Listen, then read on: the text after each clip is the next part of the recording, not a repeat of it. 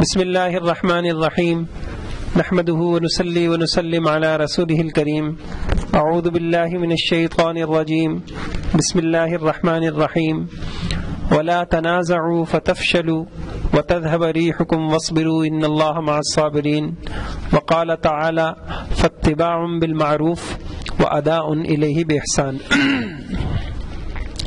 یہ جو ہماری کلاسیں ہیں، موضوع آپ کو پتہ ہے کہ مالی تنازعات اور ان کا حل، مالی جھگڑے اور ان کا حل۔ اس میں ایک بات میں یہ عرض کروں، یہ جو حل یہاں بتایا جائے گا تو ذہن میں سوال آتا ہے وہ کتنا پائیدار ہوگا، کتنا قابل عمل ہوگا؟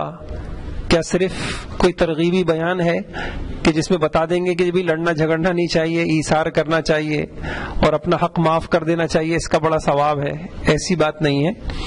دیکھیے، سب سے پہلے ہم بحیثیت مسلمان، ہمارے دلوں کے اندر جب تک یہ بات راسخ نہیں ہوگی کہ جس رب نے ہمیں بنایا ہے، جس نے اس کائنات کو سجایا ہے اور جس نے ہمیں یہاں بھیجا ہے، وہ اول سے لے کے آخر تک وہ ہمارے مسئلوں سے، ہماری پریشانیوں سے باخبر ہے، اور اس نے 30 پاروں والی اس کتاب میں ساری دنیا کے سارے مسئلوں کا حل رکھا ہے۔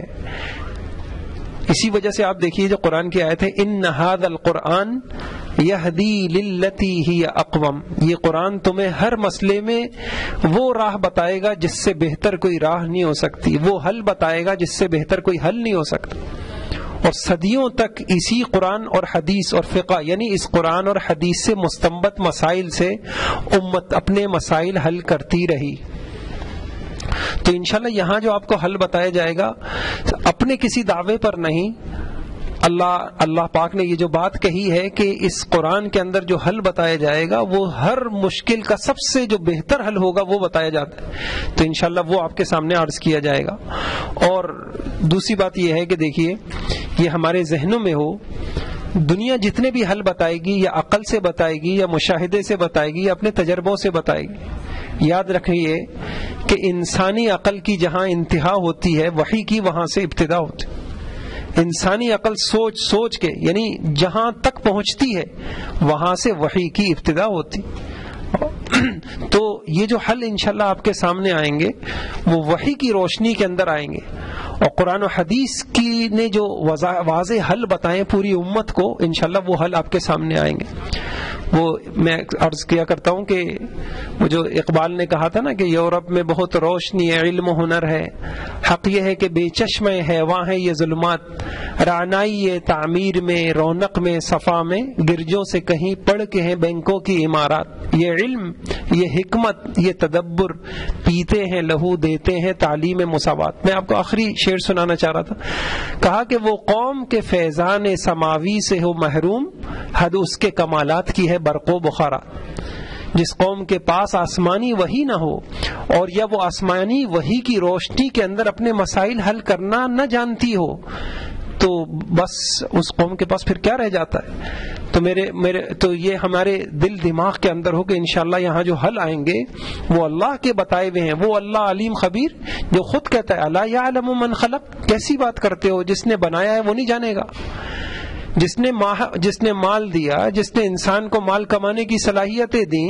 تو وہ رب نہیں جانتا وہ انسان کی نفسیات کو؟ تو ایک بات تو میں نے آپ کے سامنے یہ عرض کی کہ پورے وثوق کے ساتھ انشاءاللہ آپ بیٹھیے، اور اس میں گزارش یہ ہے کہ نشست کو پورا لیجئے، انشاءاللہ آپ کو زندگی میں، آپ کو، آپ کی نسلوں کو اس کے فائدے ہوں گے، کیونکہ یہ جو میں آپ کے سامنے باتیں عرض کر رہا ہوں۔